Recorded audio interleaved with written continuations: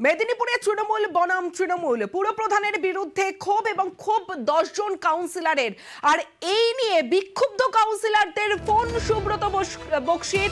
আরো একবার জানি রাখি, বিক্ষুব্ধ কাউন্সিলরদের ফোন সুব্রত বক্সির। মেদিনীপুরে তৃণমূল পুরপ্রধানের বিরুদ্ধে ক্ষোভ, তৃণমূল পুরপ্রধানের বিরুদ্ধে ক্ষোভ, তৃণমূলেরই পুরপ্রধানের বিরুদ্ধে অবস্থানে 10 তৃণমূল কাউন্সিলর। সরাসরি চলে যাব, শোভন রয়েছে আমার সঙ্গে, শোভনের সঙ্গে কথা বলবো। শোভন, কি এমন হলো যে পুরপ্রধানের বিরুদ্ধে ক্ষোভ দেখালেন 10 জন কাউন্সিলর, যেখানে সুব্রত বক্সিকে ফোন করতে হলো? তারপরে কি সমস্যার সমাধান হলো?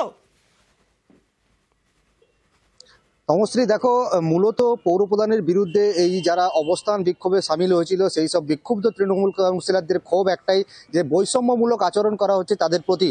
পৌরসভার যে বিভিন্ন ওয়ার্ডে যে কাজের যে টাকা, সেই টাকা ঠিকমতো প্রদান করা হচ্ছে না, এই সব অভিযোগ তুলেই পৌরপ্রধানের বিরুদ্ধে আজকে পৌরপ্রধানের চেম্বারের সামনেই অবস্থান বিক্ষোভে বসেছিল 10 জন বিক্ষুব্ধ কাউন্সিলর।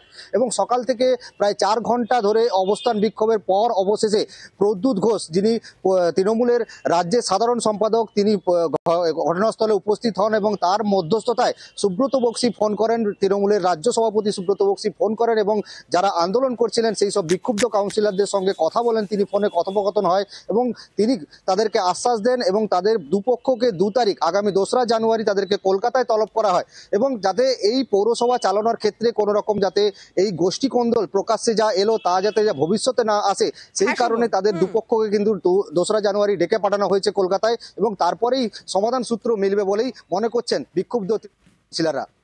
তমশ্রী, বেশ শোভন, যে আমরা সবাই দলীয় কাউন্সিলর, দলীয় যে চেয়ারম্যানের বিরুদ্ধেই আমাদেরকে বলতে হচ্ছে। গুটি কয় কাউন্সিলরদেরকে নিয়ে কেন তিনি এভাবে গোটা মেদিনীপুরবাসীকে একটা সংকটের মুখে ফেলে দিচ্ছেন? এটা ওনাকে জবাব দিতে হবে। কয়েকটি কাউন্সিলরদের মধ্যে নিজেরা গোপন আলোচনায় তারা ঠিক করে দেয় 3 কোটি দিলে 1 কোটি ভাগ করে দেয়, 2 কোটি রেখে দেয়। সেই 2 কোটি নিজেদের যারা পেটুয়া আছে তাদেরকে অতিরিক্ত কাজ প্রদান করে। এই যে তারতম্য, বিমাতৃসুলভ আচরণ, চেয়ারম্যানের উচিত অবিলম্বে পদত্যাগ করে দেওয়া। তার কারণ সবকে নিয়ে চলার মতো মানসিকতা উনার নেই। আমি তো সবাইকে সমান গুরুত্ব দিয়ে কাজ করি, আলাদাভাবে কাউকে বেশি গুরুত্ব কাউকে কম গুরুত্ব দেওয়ার কোনো সুযোগ নেই। টাকা যেটা এসেছে জনসংখ্যার ভিত্তিতে তাদের ভাগ করে দেওয়া হয়েছে, কোনোভাবেই কাউকে বঞ্চিত করা হয়নি। আপনাকে পদত্যাগ করতে বলছে দল আমাকে যদি বলে দেয় আমি নিশ্চয়ই সিদ্ধান্ত নিব। এবার কুলতলির ছবি দেখাবো। কুলতলিতে আইসিডিএস কর্মীদের বিক্ষোভ, টাকা না মেলায় আইসিডিএস কর্মীদের বিক্ষোভ, এবং কুলতলির জামতলা সিডিপিও অফিসে তালা ঝুলিয়ে বিক্ষোভ দেখাচ্ছে তারা। কারণ তারা যে চাল ডাল ডিম কিনেছেন সেই টাকা তারা দীর্ঘদিন ধরে পাচ্ছেন না, যে কারণে তারা বিক্ষোভে সামিল হয়েছেন আইসিডিএস কর্মীরা, যে ছবি আপনারা দেখছেন।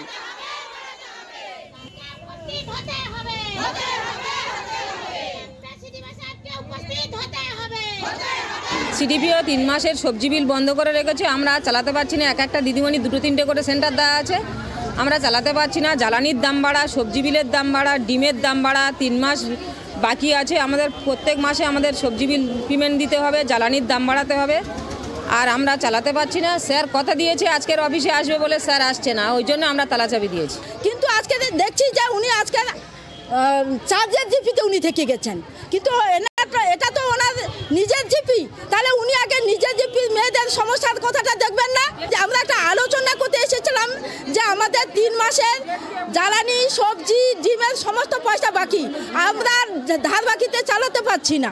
যদি উনি না আসেন আজকে তো আমরাও এখানে থাকবো তালা দিয়ে। সেপ্টেম্বর মাস পর্যন্ত দেওয়া হয়েছে, অক্টোবর নভেম্বর ডিসেম্বর এখনো বিল পাইনি, কারণ এটা অ্যালটমেন্ট আসেনি। অ্যালটমেন্ট ডিস্ট্রিক্ট আমাদের ডাইরেক্টর থেকে আসে, এখনো পর্যন্ত অ্যালটমেন্ট আসেনি। অ্যালটমেন্ট না আসার জন্য ওনারা বিল পেতে দেরি করছে। হয় এটা একটা সমস্যা আছে, সমস্যাটা আমি বারবার জানিয়েছি, আমাদের ডিস্ট্রিক্ট থেকেও জানিয়েছি, আমরাও জানিয়েছি, এটা বারবার ডিপার্টমেন্টে জানানো হচ্ছে, ডিপার্টমেন্ট থেকে ব্যবস্থা নিচ্ছে।